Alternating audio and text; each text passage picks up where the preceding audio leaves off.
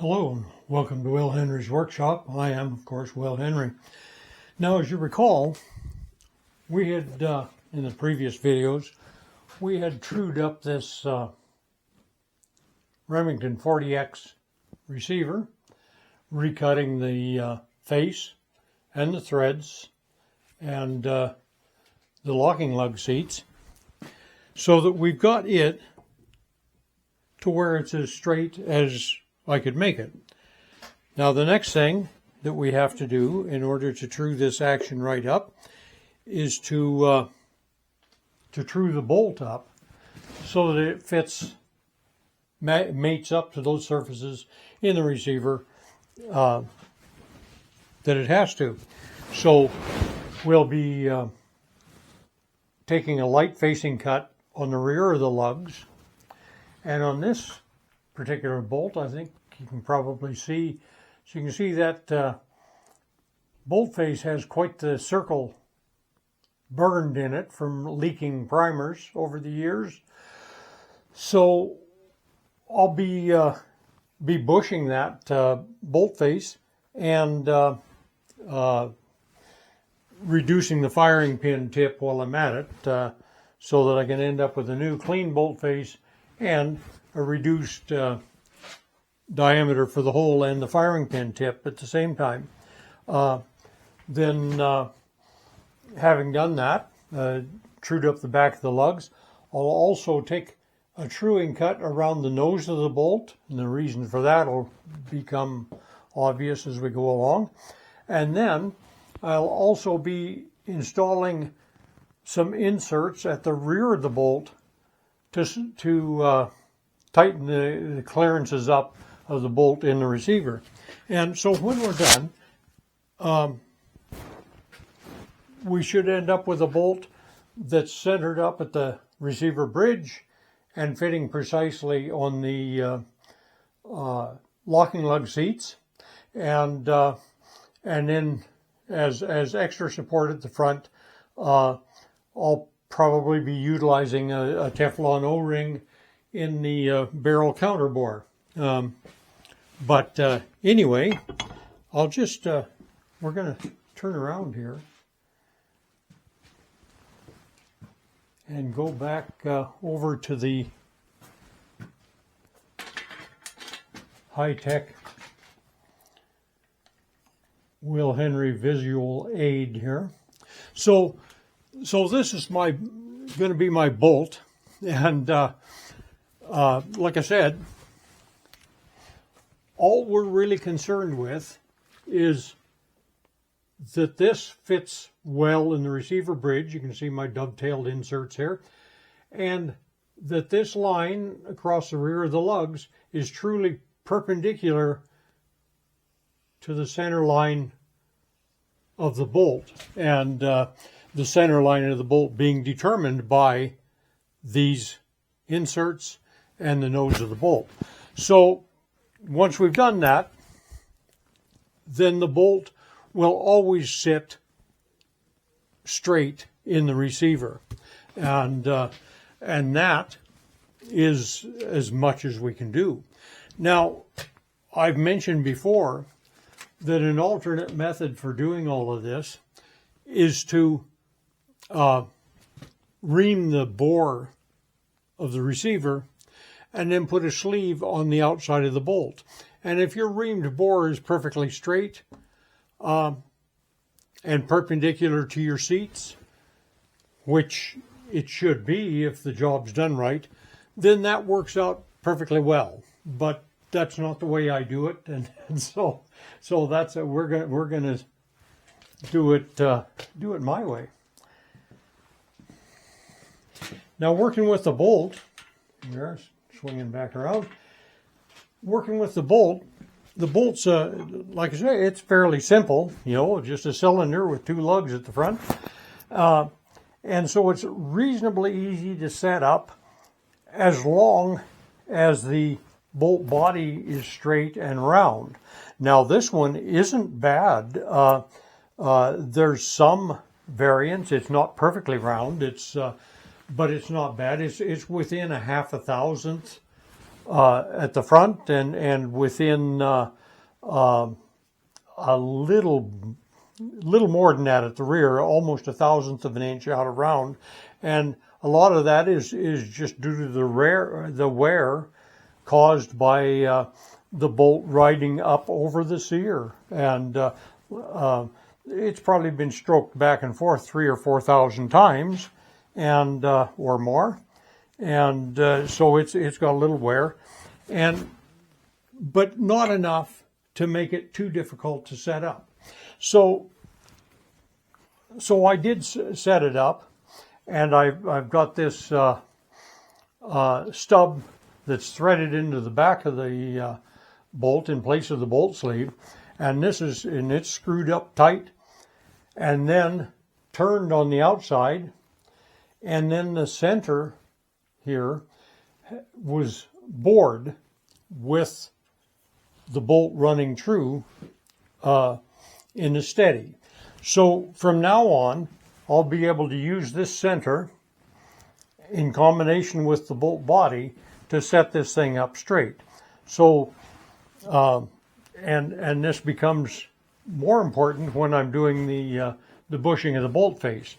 But so my first step will be to set this up, held in the 4-jaw chuck at the head, and supported on the tailstock center on my stub, and then I'll set up like that. I'll check and make sure that it's running true, and then I'll take a very light facing cut on the back of those lugs, and that'll be that for the lugs. Then it's a matter of turning it around, setting it up in the steady rest, taking my truing cut on the bolt nose, and then boring the face for the bushing, and I'm not real sure. I may totally eliminate the ejector here because I don't need it, and yeah, so I may just go ahead and get rid of the ejector altogether, in which case I'll put a pin down in there into the ejector hole, and then that'll be covered up by the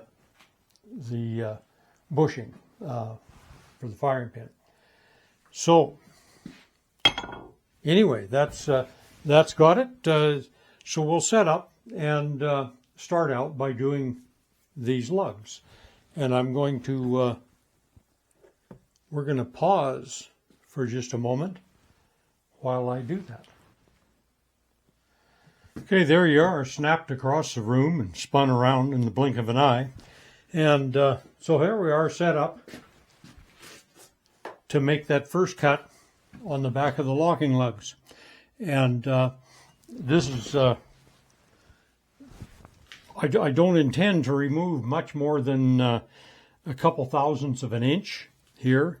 And I removed about 2/1000ths in the receiver, so I'll be changing the headspace measurement on this by about 4/1000ths of an inch. However, I can get that back if I want to get my headspace the same. When I do my bushing, I can actually move my bolt face forward enough to compensate for that. Not that it makes a lot of difference one way or the other. Anyway, here we go. Check my speed. Looks good.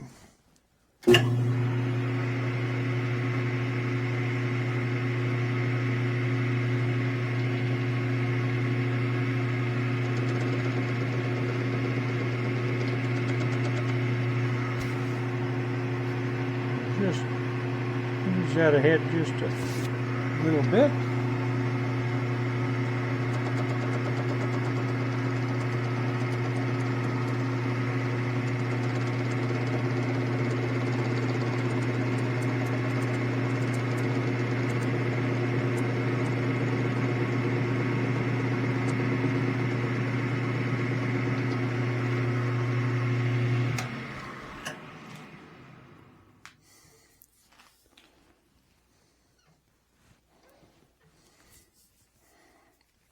That's So it cut pretty significantly on the top lug and not much on the bottom.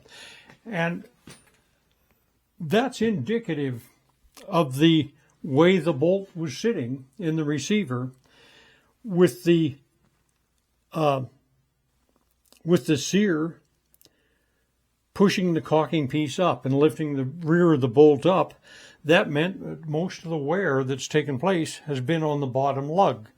And so that there's probably 1/1000th of an inch or even 2 difference.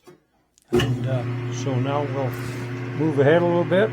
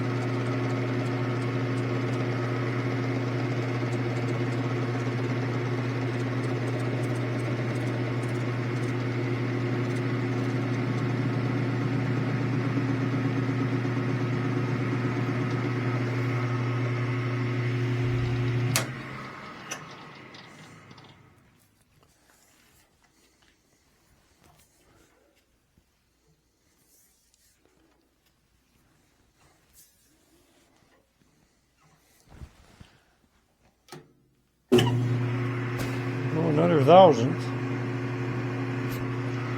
When I'm feeding 1/1000th on the compound, that's only moving it a 1/2 thou at the tool because of the angle here.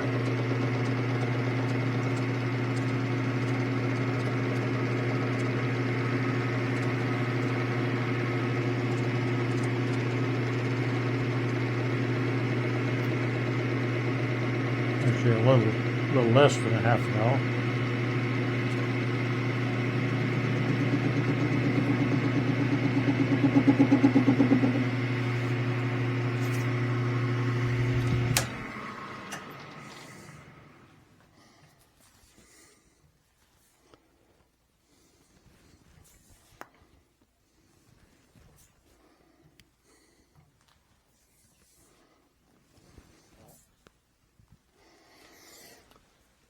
Okay, now these lugs were galled just a little bit.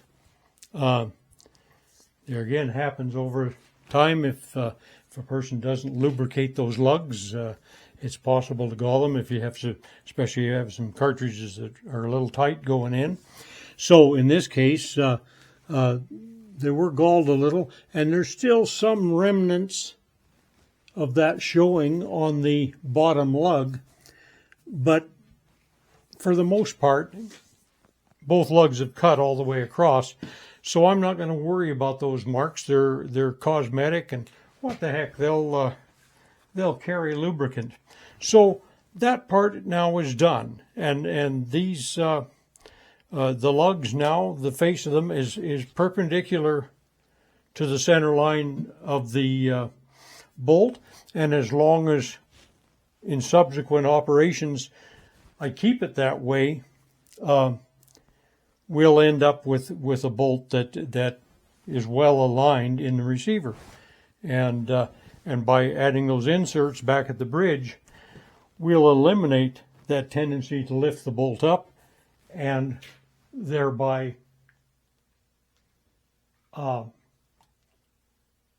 wear excessively on the bottom lug. So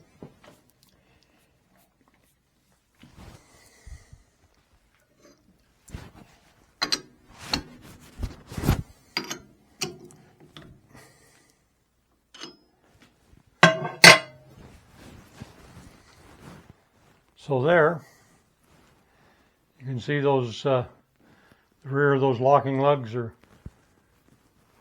They're not only true, but they're downright attractive.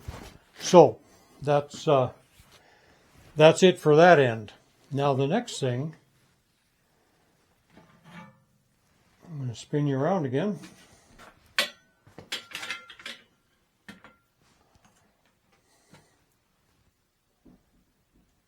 The next thing that we're going to do then is to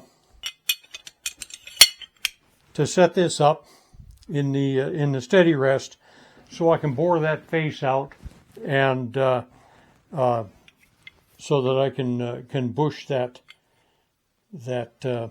firing pin hole and indeed renew the whole bolt face, and then the final step. At the same time that I do that, I'll true this bolt nose, and then the final step will be to put the dovetailed inserts into the bolt. And so, for the moment, I'm going to stop because I see my battery's about dead. And, excuse me there, we'll continue in the next video.